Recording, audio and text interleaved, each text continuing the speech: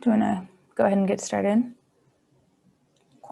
Okay, so thanks everyone for coming. I'll introduce our panelists today. I have Dr. Chris Wildeman, who is a sociologist over at Duke University, focusing on the prevalence, causes, and consequences of contact with the criminal legal system and child welfare system for families. Through his many articles and books, he has highlighted the detrimental impact that criminal justice involvement has on the health of families and children, the long-term consequences of incarceration, and the massive inequalities that the system produces. Like I said, he's a professor of sociology at Duke University. He's also a research affiliate at the Institute for Research on Poverty, a professor at the Rockwell Foundation Research Institute, and director of the National Data Archive on Child Abuse and Neglect. And before joining the faculty at Duke, he was a professor of sociology and of policy analysis and management at Cornell. He's also served as a fellow for the Bureau of Justice Statistics and the Robert Wood Johnson Foundation Health and Society Scholars Program. He has many other titles and accolades, but I will not read them so that he can provide us with more substance of his talk. And I'll just say that as an aspiring social epidemiologist focusing on the system of mass incarceration and the health disparities it creates, I've been continually inspired and motivated by Chris's work and really look forward to hearing more from him today. And just as a reminder for logistics, please put any questions you'd like read at the end in the Q&A. And if you would like to ask them yourselves, just put them in the chat so that Tim can unmute you and you can ask the question yourself. And Chris has also offered after the Q&A for people to stay on and have a more informal discussion. So over to you. Great, thanks so much, Kate, for the really nice introduction. So I just have a couple preliminaries before we get going. So first, I apologize if I am scattered, even more than usual for those of you who know me, or if a small child infiltrates the room and starts screaming at me. We are, I think, on day 11 of quarantine because of a positive test in our family. And so I might seem even a little more unusual than I usually do. The second thing is I'm going to try to be on the short side. I have very limited attention for Zoom personally, and I think all of us are kind of wearing down in general. So I'm going to try to be short and leave more time for Q&A. The third thing, which is the first thing that's about the project, is this is like kind of an odd paper, which I sort of wish we had realized before we started working on it. Even though I think my co-authors, Youngmin Yi, Peter Enns, and I are all happy with where it's ended up.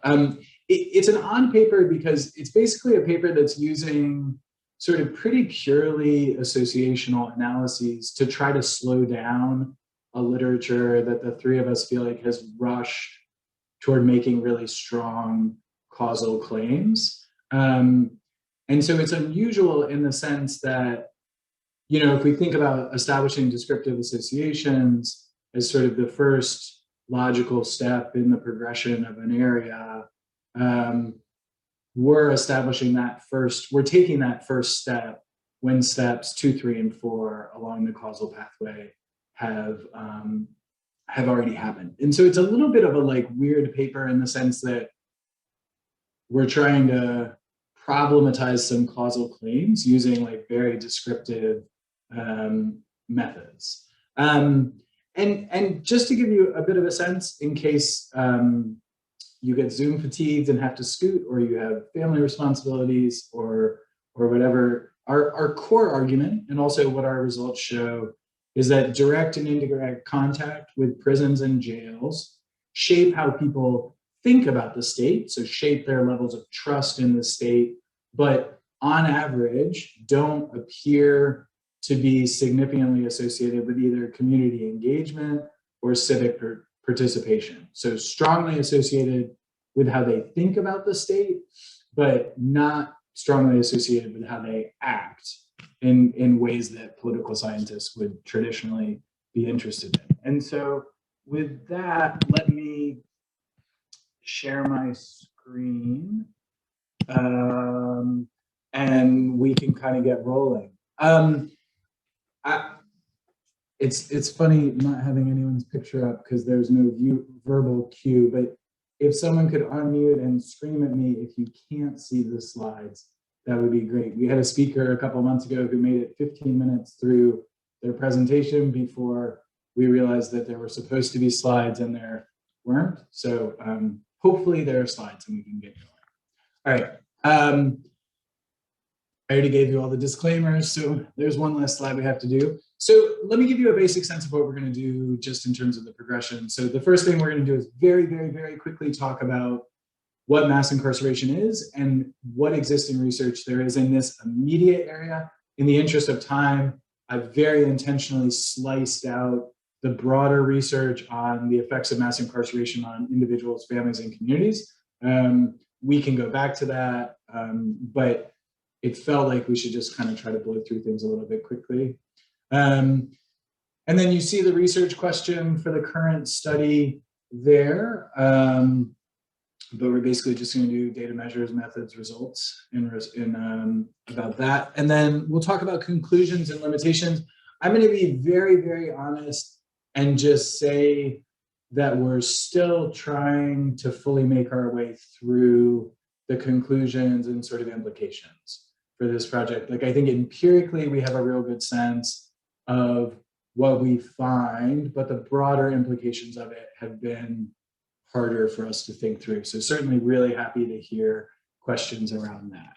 Okay, so mass incarceration, according to sociologist David Garland, has sort of two unique features. The first is historical and comparative extremity in rates of incarceration and such extreme concentration of incarceration that essentially incarceration becomes sort of a normal event in the life course for the most marginalized communities. And so what you see here is just a really quick demonstration of that. You see the historical anomaly of the US imprisonment rate with this huge uptick from 1973 until around the start of the Great Recession, and then a slight downtick after that. You see how unusual the US's incarceration rate is relative to a whole host of other developed democracies.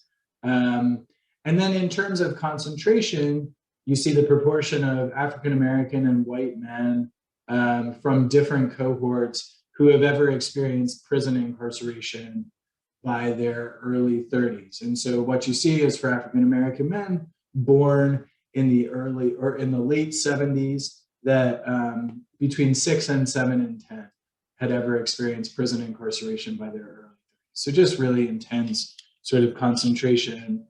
In some work that I've done in collaboration with a bunch of folks, including UNC Pop Center grad, Hetty Lee, we've also tried to show using the Family History of Incarceration Survey, which is the first nationally representative survey that was designed to measure the prevalence of family member incarceration, how incarceration is concentrated sort of in families, and essentially how sort of large the racial disparities are there. So I think the important thing for us to think about here is that folks who experience incarceration are not social isolates, that their incarceration also occurs within a family and a community context, and that the racial disparities in the prevalence of that event could also be really consequential for folks, which is, I guess, where most of my work at this point has focused on things.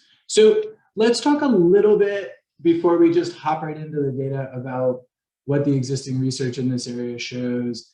And I'm going to be very, very honest and just say Peter Enns is the political scientist on this project. He has a stronger read of this literature than I do. And so I'm happy to answer specific questions about studies, but I am better informed in other components of the project than that one.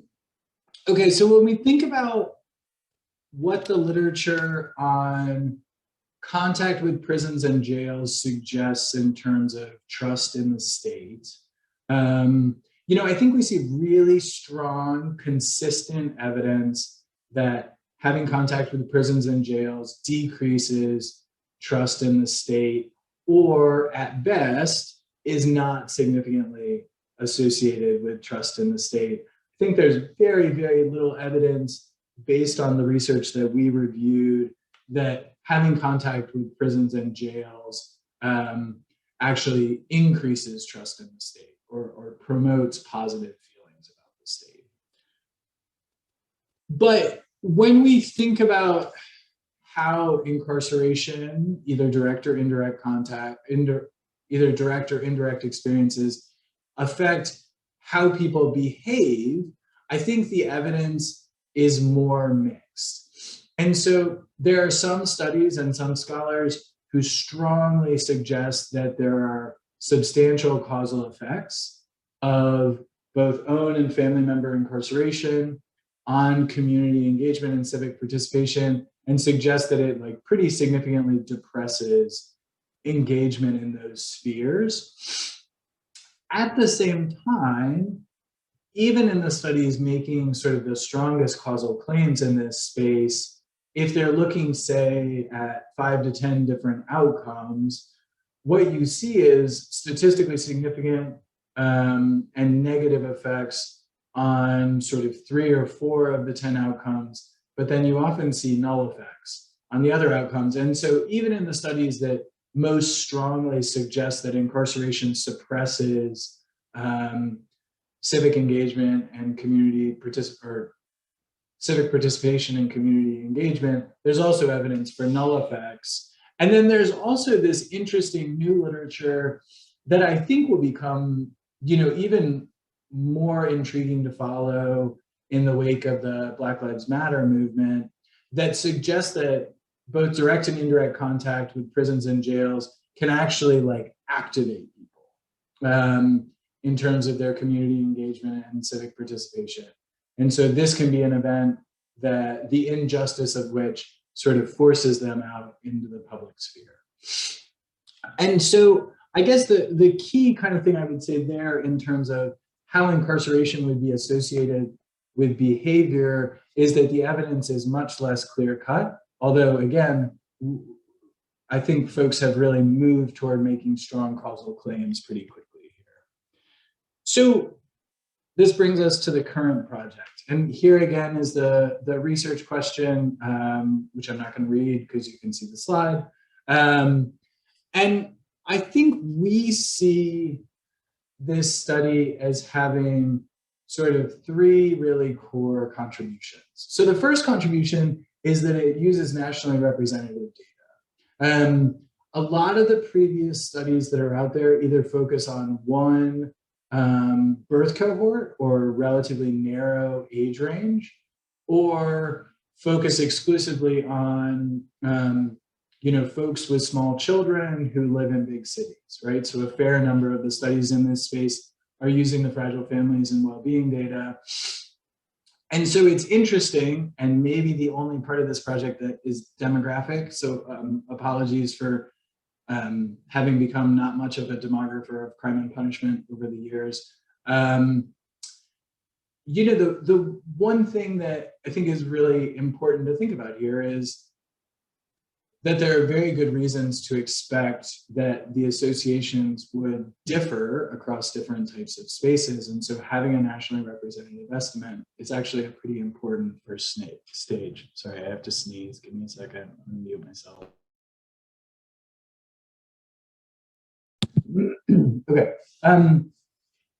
Another core benefit is that we're able to consider both own incarceration and family member incarceration simultaneously. And you'll see this when we get to the discussion of the models. But one thing that's nice is we're actually able to adjust for the other form of incarceration in the models where we're talking about the additional form. And then the other thing that we think is a big positive is that we have a really broad range of outcome measures. So especially for community engagement and civic participation, we have this really extensive list of measures that we can consider. And so, as I say in the final bullet point, it is actually like a very simple, straightforward project. I feel like half the time people say that they're like imputing all over the place and there's some like crazy complex Bayesian model. and there's some like really complex like data set. You know, this is just like a nice, simple, honest, descriptive associational paper. And so I just want to be really clear about that. So a little bit of a plug for the FamHIS data, which a bunch of other folks and I worked together to collect. So the Family History of Incarceration Survey, or FamHIS, is the first nationally representative survey that really tries to get good estimates of the prevalence of both own incarceration and family history of incarceration. There's a bunch more information that you can find on this article.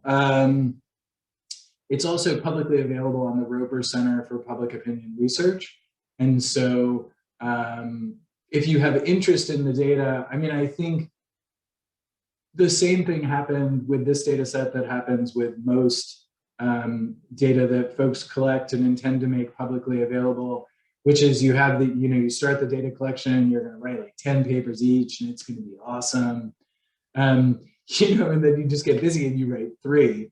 And so the data have actually been much less worked over than I think I would expect at this point. And so there are a lot of opportunities for, you know, more associational papers like this, but I think that could be pretty interesting there. Okay, let's talk quickly about measures. So the key measures here are own incarceration for even one night. So that's the point at which we're counting incarceration. We do also have some information on duration, but for here, we're just doing a dichotomous, at least one night in prisoner jail ever versus not. And then for family member incarceration, it's important to hear sort of the exact wording. And here what we mean is whether step, foster, and adoptive parents, siblings, children, your current spouse or romantic partner, or anyone else you have had a child with, have ever been incarcerated for even one night. Now, one thing that would be helpful for folks to know who are maybe considering using the data is that because we also ask specific follow-up questions about each individual family member, if you wanted to pull out current or former romantic partners because you don't really want to count that in the estimate, you can actually do that. And so you can construct a bunch of different answers to that question than the one we did. So I'm going to mute myself and drink water for about 45 seconds while you look at all the outcome measures that we have. And then I'm going to blame Peter Enns if in the Q&A you don't like any of these. So I'm going to mute myself quickly while you just read them.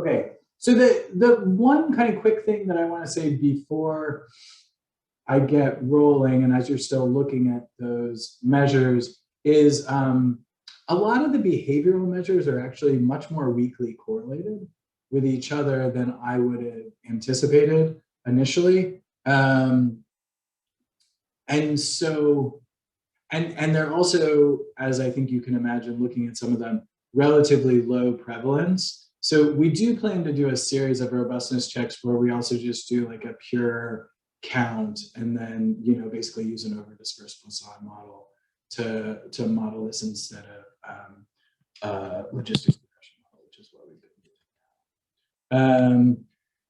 Here's a basic sense of the controls that we're including. I guess the two things that I'd want to flag here for you are, first, that we don't have the sort of robust behavioral and family background sorts of controls that you might want if you were trying to get closer to a causal story, even though we just have cross-sectional data. And so just want to flag that for you. The other thing that I wanted to alert folks to is, So we do not include political and religious affiliation in the main analyses that I'm going to present here today, although we do include them in robustness checks that are like some of the 100 million extra slides I have at the end. So if you want to talk through them, we can. The results are really consistent across the models that do and don't include those controls. But because the way the paper is framed, we're really sort of centered on this idea that there's probably a null association between incarceration and behavior.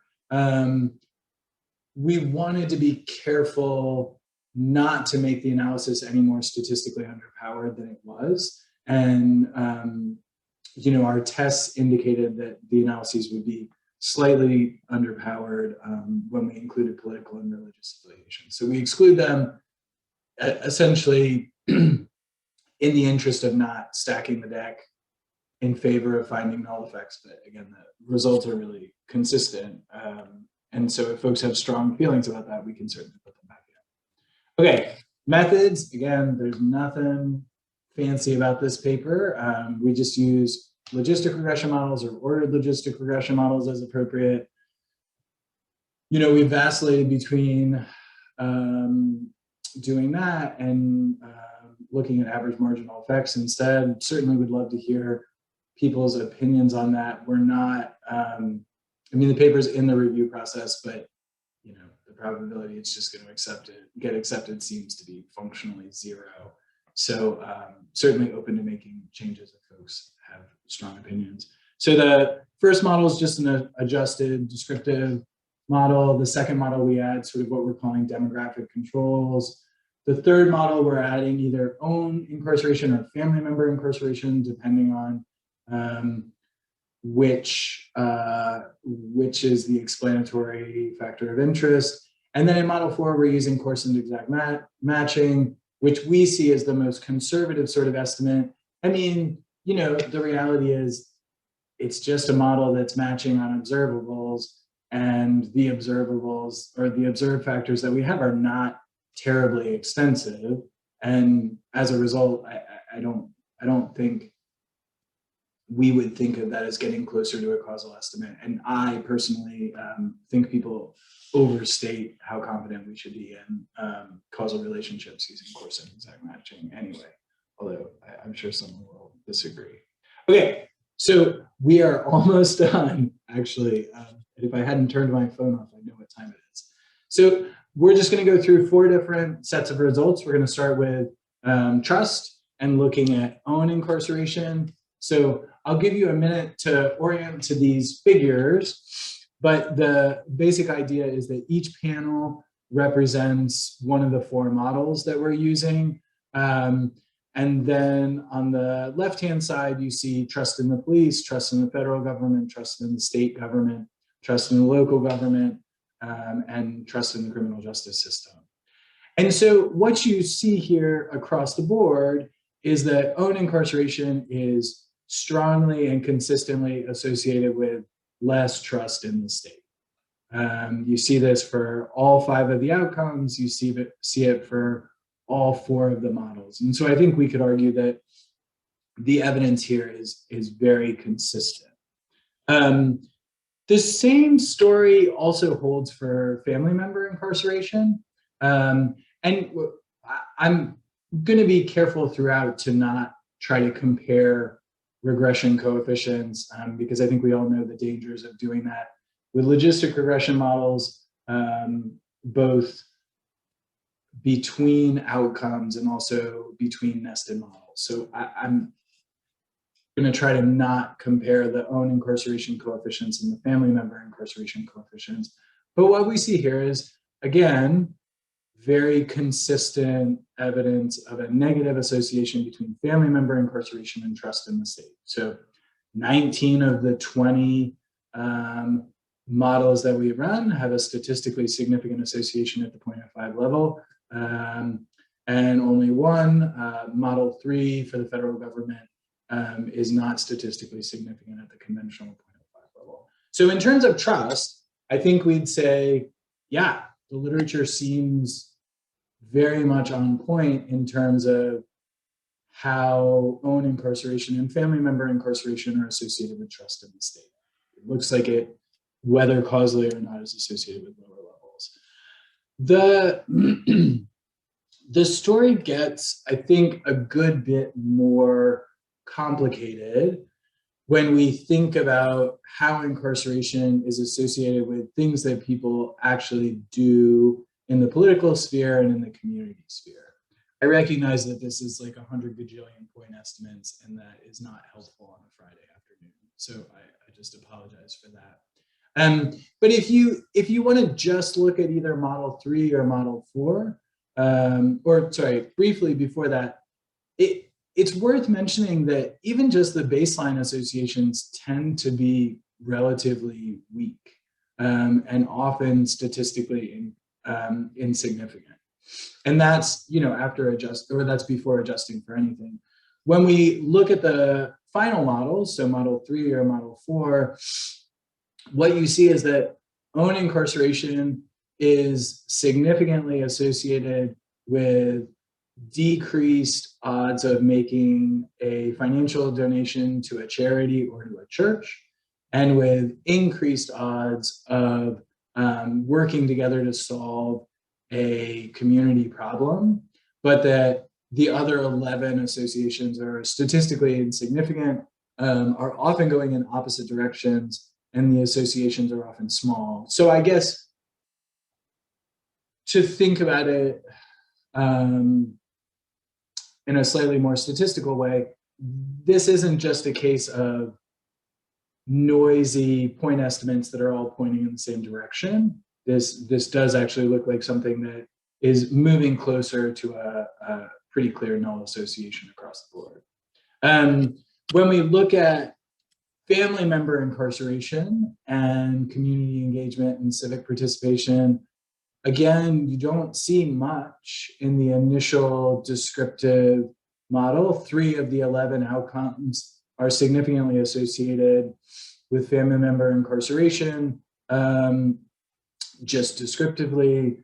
And by the time we get to Model 3 and Model 4, you see very little evidence of family member incarceration being significantly associated with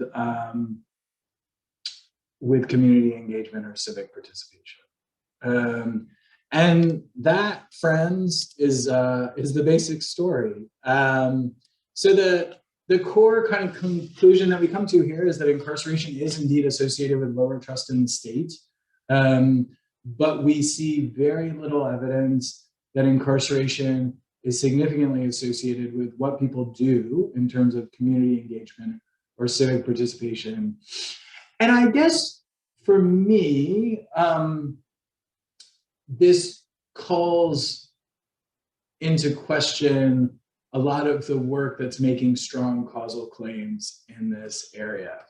Sorry, I gotta sneeze.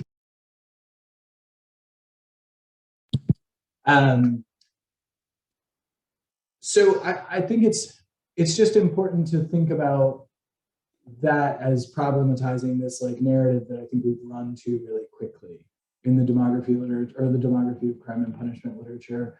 And I think, there are two real sort of possibilities that I think based on this, admittedly associational study. The first is that own and family member incarceration just doesn't affect what people do much, right? That it's a null association that actually represents like very little movement across the distribution.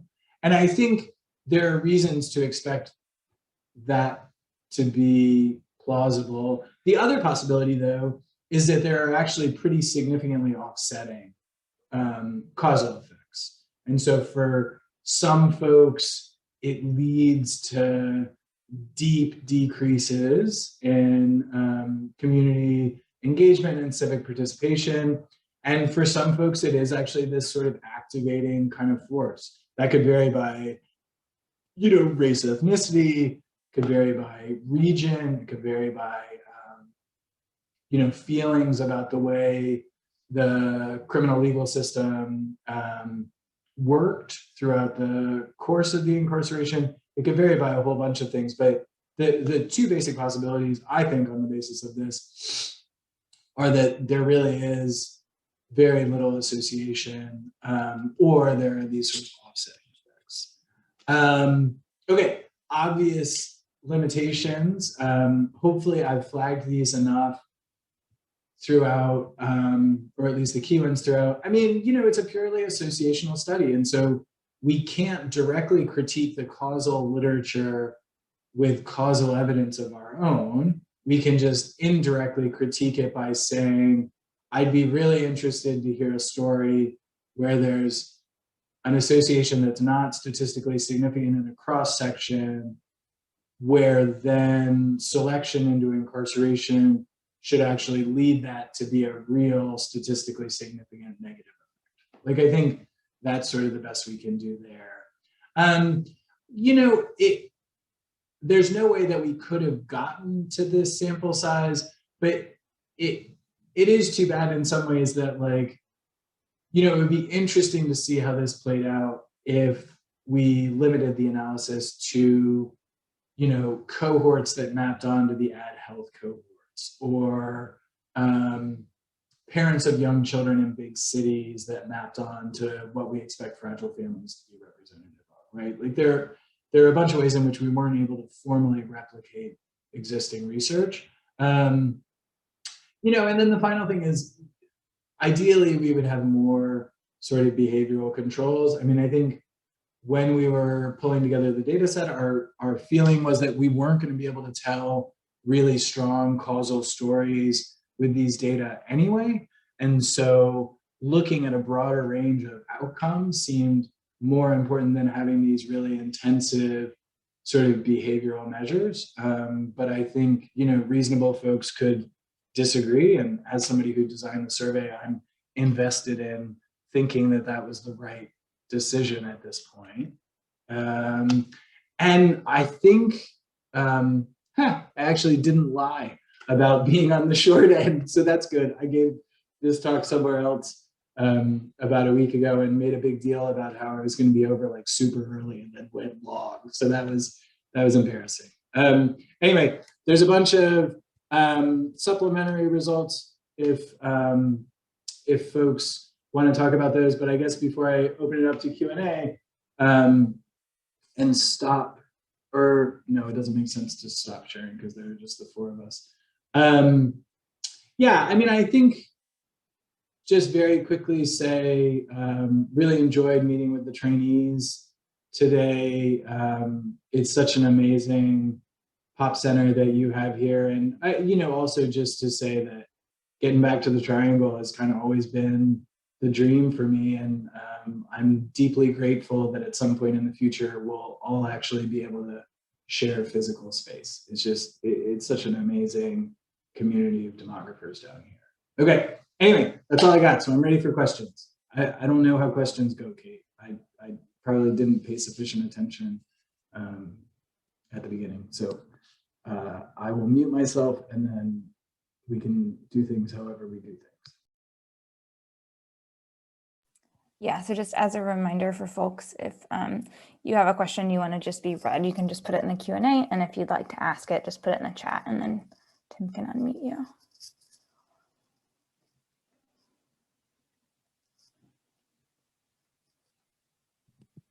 So am I supposed to look at the Q&A?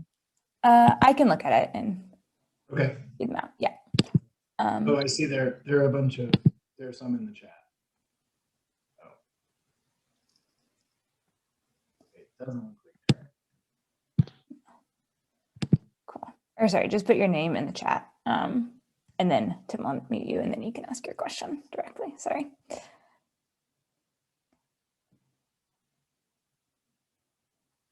Yeah, I guess while we're waiting, I can ask a question that's a little, I guess, very hypothetical, but I guess I'm wondering if and how you think any of this would change or has changed in the context of COVID. You said it's interesting to think about in all of the Black Lives Matter movements and protests last summer, but maybe also just thinking about COVID and the increased stressors on family who have loved ones incarcerated and the lack of kind of information or access to transparency and the stress of them being, but I don't know exactly if you've thought about that or how you think that might look if you did this kind of survey again in the future, post-COVID. Yeah, I have thought about it a bunch. I will say I feel a little disappointed that we ended up going with a survey design that was expensive enough that we wouldn't be able to easily come up with the money to do this again. Because I think there's both like a post-COVID and a post-Black Lives Matter piece that would be interesting. I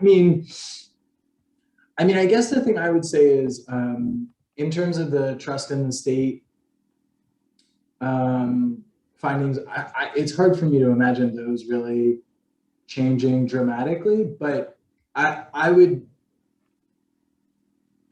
expect to see more places where community engagement and civic participation went down for family member incarceration. But I think it's hard to say in some ways. It could also be the case that for folks who have a currently incarcerated family member, that some of the energy that they'd historically spent visiting that family member instead would get channeled into, actively sort of fighting against the system or trying to strengthen ties in the community. So yeah, I think it could go either way. It would be great. Somebody just wants to dump the money on us. I'd love to do that again.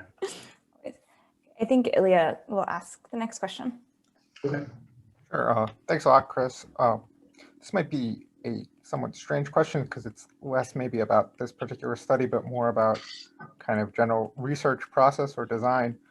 I was kind of wondering in showing so many different outcomes that you're looking at, that I suppose you can imagine some people might push back on saying that they're very different. They're not necessarily all connected. And you kind of mentioned that too.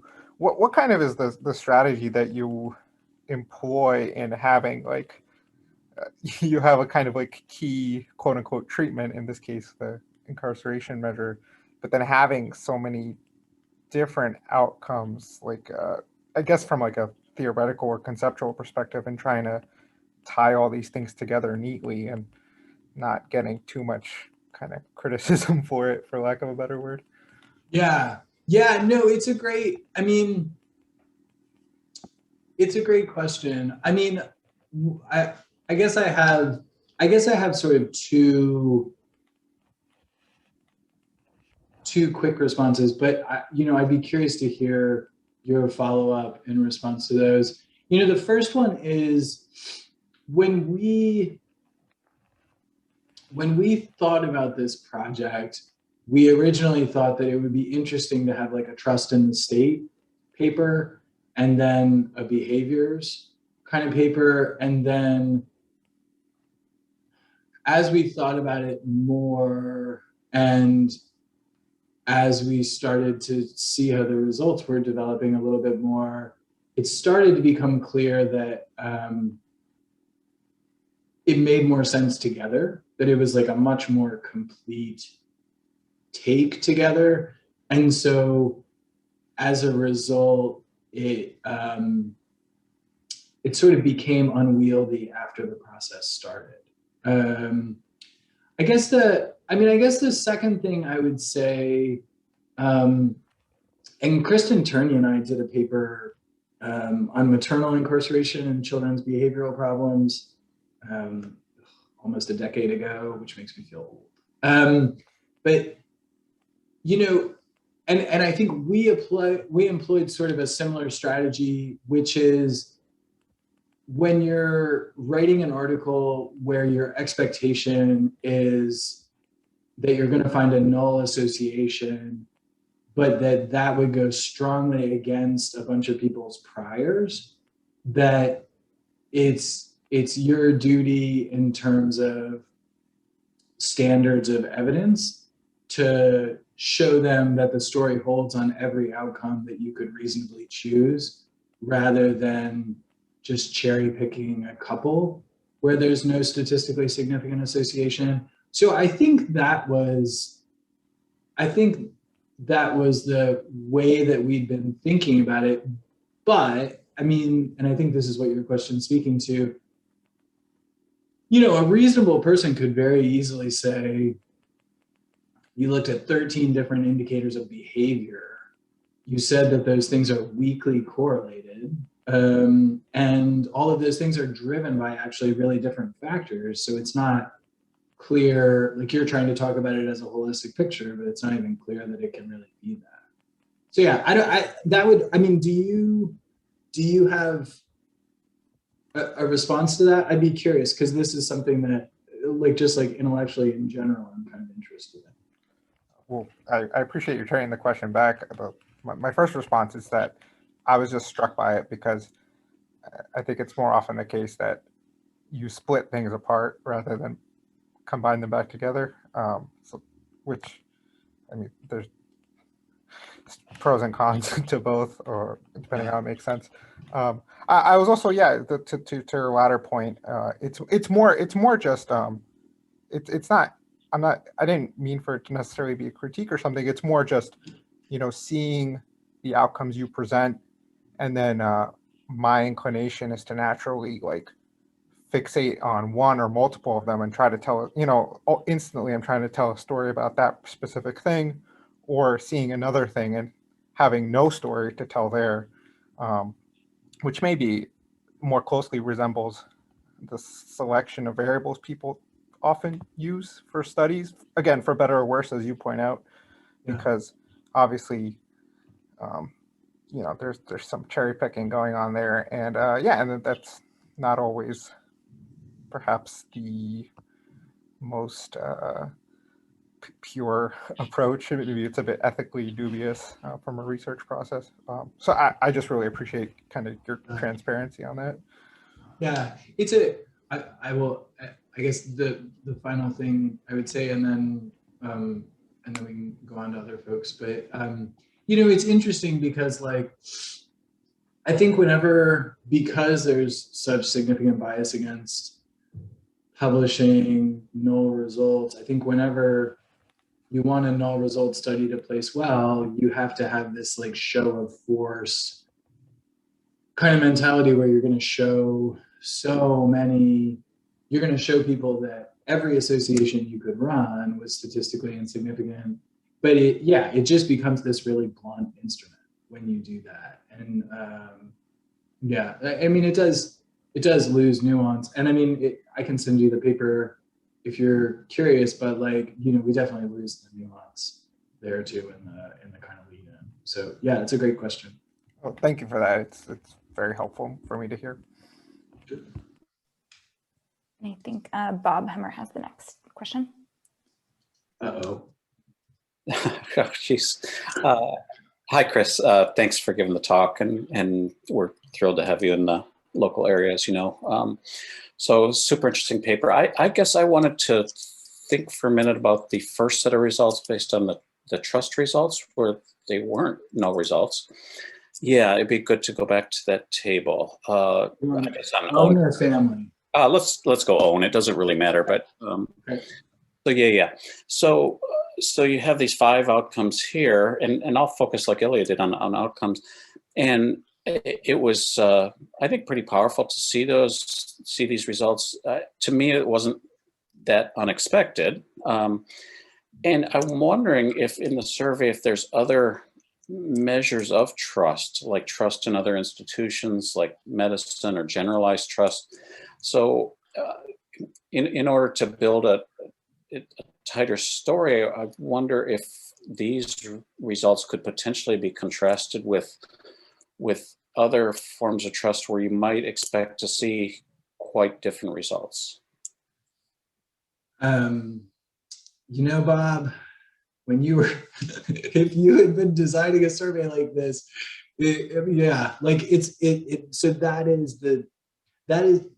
the thing that I think we most missed, to be honest, because there's also, sorry, I realize now looking at my picture that my face is very close to the camera. But I mean, I think there's a real missed opportunity there, because if we had broader measures of trust, we could also more directly engage with the system avoidance literature, which is just like a really, really huge area in crime and punishment now. So yeah, we don't have a broader set of measures of trust, but it's something that I wish we had thought through more. We ended up going pretty deep on the health measures, just because so many of us were folks who work in the health area, and essentially some folks lost out as a result, and the broader set of questions about trust was weaker than it probably should have been. So yeah. No, thanks. And as someone who's doing survey research and making hard choices on what goes on questionnaires, I fully appreciate that. And it's impossible to include everything. But anyway, that would be kind of one strategy that looking ahead for using other data sets or whatever, if it would be one thing to do. The other, let me just make one other observation on the other results that where I saw leanings towards significance are things that involve money. So giving to political donations, or else charity, church donations, and so forth. And it seems like to me that those make perfect sense. It could be just a function of lower income. So just an observation there that where I saw the non-null results tended to be more monetary rather than anything else. Yep, that's right. And yeah, that's something that we do talk through more carefully in the paper. But yeah, no, I think both in the presentation and in the paper, we could do a better job of talking through the fact that it's interesting that like there are some relationships that are just basically not completely mechanical, but where the mechanisms are so obvious. So like we know the consequences of incarceration for household finances. And so you would very, very strongly expect to see an effect there. So yeah, no, that's good. We do talk that up, but we should talk that up more, especially in the descriptive part of things. So yeah, that's helpful. Again, thank you for coming over and giving the talk. Yeah, sure. Not coming, but talk to us. Wonderful. Thank you. I'm in quarantine. You don't want me going anywhere. Okay.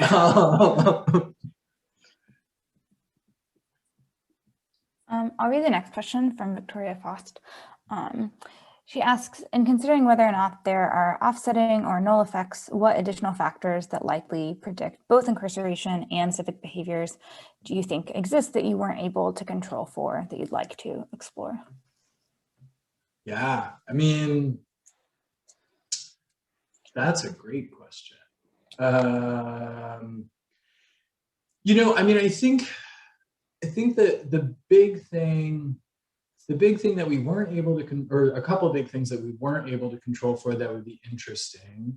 So like the policing that people are exposed to, so both like the number of police in a neighborhood and also the tactics that the police in a given neighborhood are using. I mean, those would certainly be key things that would be worth thinking about. I think things on exposure to crime would be pretty interesting more broadly, like neighborhood exposure to crime and direct exposure to crime. And then, the thing that we had really hoped to engage with more, but just couldn't because of how long the survey was getting already, is just basically like, especially for family member incarceration, like feelings about the individual's participation in family life prior to their incarceration. And I think there are good reasons to expect that if somebody was seen as sort of a damaging force, or if people were estranged, that you'd see very different effects than if someone was seen as like a really key contributor to the family who was wrongfully convicted or unfairly convicted or given too harsh a sentence. Yeah, so I think those would be kind of the key things that I would expect could lead to sort of divergent effects. I'll read a question from Ruth Weigel. I'm not sure I'm pronouncing that correctly. They ask, conviction status and being incarcerated because of a conviction seem to be an important part of earlier studies looking at this relationship. And would you say you're missing out by not being able to separate out prison versus jail incarceration, or at least knowing conviction status? The latter seems to be an important part of earlier stories about this relationship. Yeah, so so we don't do that in this paper because we wanted we wanted the joy of quarantine is that never leaving your house and having the heat jacked up all the time dries like everything in my face up. It's very frustrating. So in this paper, we didn't do that because we wanted to have the own incarceration and family member incarceration questions align. But there's a question on whether, for own incarceration, we have questions on whether someone was sentenced. And then we also have questions on duration of incarceration that don't perfectly align with prison or jail incarceration, but we get much closer. There's also a question on pleas. Yeah, and so I actually, I think in some ways it's not a paper that the three of us are going to write, but I think in some ways writing a paper problematizing the paper we wrote, problematizing something else would be really useful. So I would, yeah, I'd be fascinated to see what that would show. And from a statistical power perspective, I think you could still do it and have sort of a fair chance of finding like a moderate sized association. So I think that would be great. Data are publicly available. Love to see that study come out. If anyone else has questions, please put your name in the chat or just type the question into the Q&A and I can put them to you. I think Alexis Dennis has a question. Okay.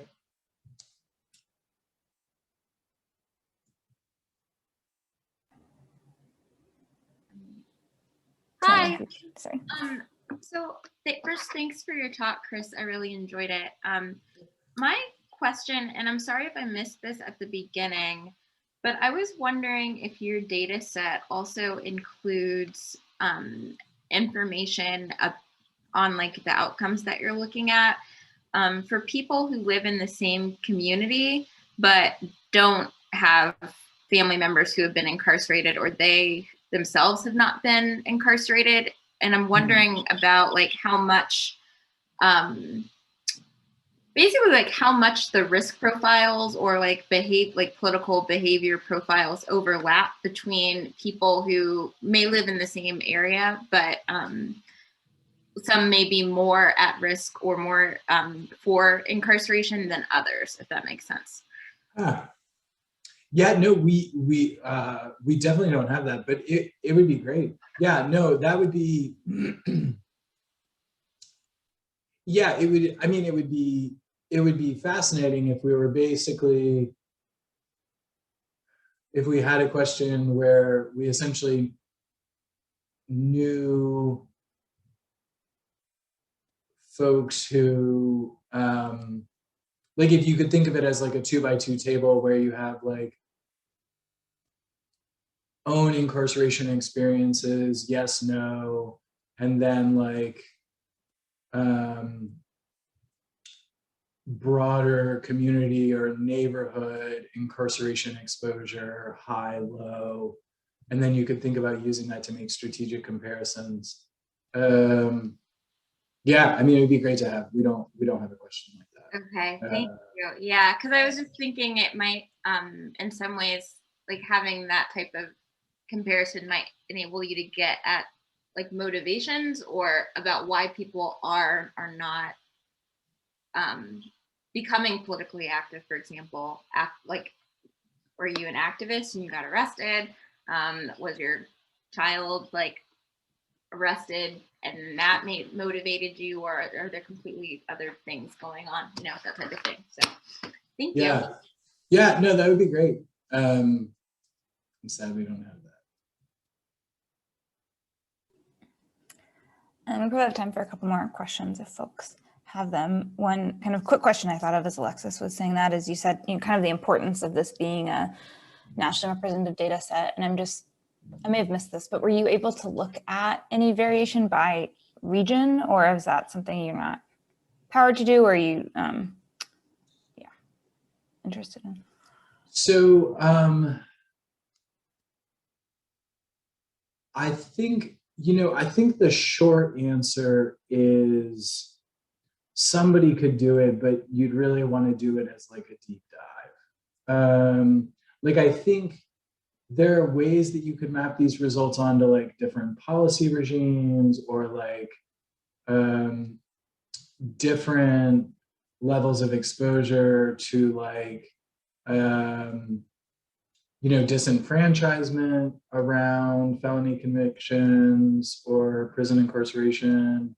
Like, there are a bunch of different things that you could do, but I think we just decided that nobody in our group was really wanted to do that sort of deep dive, and so we leave it in the data, but that would be sort of as far as it would go.